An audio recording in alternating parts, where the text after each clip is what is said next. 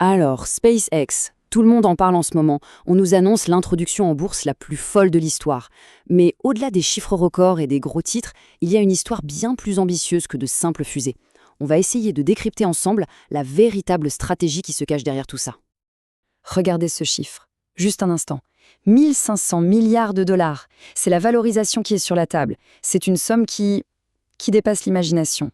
Et c'est bien plus que ce qu'on attendrait pour une entreprise qui, sur le papier, ne fait que lancer des fusées. Pour se donner une idée, cette opération va tout simplement pulvériser le record de Saudi Aramco en 2019. Ce n'est pas juste une grosse levée de fonds, non, c'est un moment qui s'annonce historique pour les marchés financiers. La question qu'il faut se poser, c'est pourquoi? Pourquoi une somme pareille? Si le but n'est pas seulement d'envoyer des touristes dans l'espace ou de planter un drapeau sur Mars, alors quel est le véritable plan derrière cette manœuvre financière absolument colossale? En fait, cette introduction en bourse, ce n'est pas la destination finale. C'est un indice, la première pièce d'un puzzle qui nous révèle une stratégie bien plus vaste, bien plus disruptive que tout ce qu'on pourrait imaginer. Et voilà, la clé du mystère. Le but ultime, ce n'est pas l'espace, c'est la domination totale du secteur de l'intelligence artificielle. C'est un coup de maître stratégique pour prendre le contrôle de la technologie la plus importante de notre siècle. Bon, pour bien comprendre cette stratégie, il faut d'abord saisir le problème. Le problème fondamental, quasi existentiel, auquel font face toutes les grandes boîtes de l'IA en ce moment même.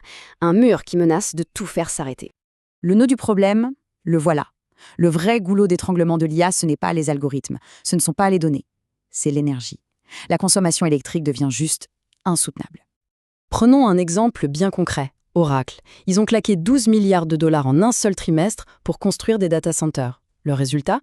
Un cash flow négatif de 10 milliards de dollars et une action qui plonge de 11%. C'est ça la réalité brutale de l'IA aujourd'hui. Ça coûte une fortune. Ce graphique, il parle de lui-même. Il montre bien la crise qui arrive. D'ici 2035, l'IA, à elle seule, pourrait pomper un quart de toute l'électricité produite aux États-Unis. Un quart! C'est juste impossible pour le réseau terrestre de suivre un rythme pareil. Et cette prévision de Goldman Sachs ne fait que confirmer que le problème s'accélère. On fait face à une demande exponentielle. Nos infrastructures actuelles n'ont absolument aucune chance de pouvoir gérer ça. Alors, face à ce mur énergétique sur Terre, la solution qui se dessine est audacieuse, mais finalement assez logique. Il faut changer de terrain de jeu. Et la réponse, elle se trouve littéralement au-dessus de nos têtes. C'est aussi simple et radical que ça. Puisque la Terre ne peut pas fournir l'énergie et l'espace nécessaires, eh bien, la stratégie, c'est de délocaliser l'infrastructure la plus gourmande en énergie qui soit, les centres de données. Et voici le plan d'action en 4 étapes, très claires, qui sont déjà en cours de réalisation. Ce n'est pas de la science-fiction. SpaceX est en train de transformer ses satellites Starlink en centres de données orbitaux. L'avantage, il est énorme, une alimentation solaire constante. Pas de nuit, pas de nuages, aucune contrainte du réseau terrestre. Ce concept, ça a un nom, l'informatique orbitale. C'est un changement total de paradigme. Au lieu d'amener l'énergie aux ordinateurs, on amène les ordinateurs directement à la source d'énergie. Une source quasi illimitée. Ok, maintenant, voyons la dimension stratégique. Comment est-ce que ça se traduit en avantage concurrentiel absolument écrasant? Parce que ce n'est pas juste une bonne idée, c'est surtout le fait d'être le seul à pouvoir le faire à grande échelle. Et là, tout est dit. D'un côté, on a la concurrence qui est complètement embourbée dans la paperasse, les autorisations, la dépendance vis-à-vis des autres pour les lancements. De l'autre, on a SpaceX. Ils sont intégrés verticalement, ils contrôlent absolument toute la chaîne, de A à Z, ils n'ont besoin de demander la permission à personne. Et cette frise chronologique, elle est brutale. Elle montre l'avance incroyable qu'ils ont. SpaceX a déjà l'infrastructure en orbite. Pendant ce temps, des géants comme Google, avec leur projet Suncatcher, espèrent commencer en 2027. Ils ont déjà au moins 3 ans de retard. La concurrence se bat juste pour entrer dans la course.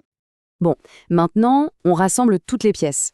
Si on prend en compte le problème de l'énergie et l'avance de SpaceX, quel est le but final de toute cette opération? Où est-ce que ça nous mène? Quand le PDG de Nvidia, l'entreprise qui est au cœur même de la révolution matérielle de l'IA, qualifie cette technologie de rêve, ça veut tout dire. C'est la validation ultime par la plus haute autorité de l'industrie que l'informatique orbitale, c'est l'avenir.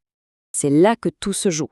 Si SpaceX réussit son coup, ils ne vendront pas un produit d'IA. Non, ils vendront l'infrastructure sur laquelle tous les produits d'IA tourneront. OpenAI, Google, Microsoft, tous pourraient devenir dépendants de l'infrastructure de SpaceX pour leurs calculs. C'est la métaphore parfaite pour résumer tout ça. Il ne s'agit pas d'avoir la voiture la plus rapide. Il s'agit de posséder la piste, les stands, les stations-service. Il ne participe pas à la course, il la monétise. Il prend un péage sur tout le monde. On termine sur cette pensée qui donne un peu le vertige. Cette valorisation à 1500 milliards de dollars, ce n'est pas pour une entreprise de fusée. C'est pour le potentiel de contrôler les fondations de la prochaine ère de l'informatique. La question n'est plus de savoir si le prix est juste, mais de savoir si une seule entreprise est sur le point de posséder notre avenir numérique.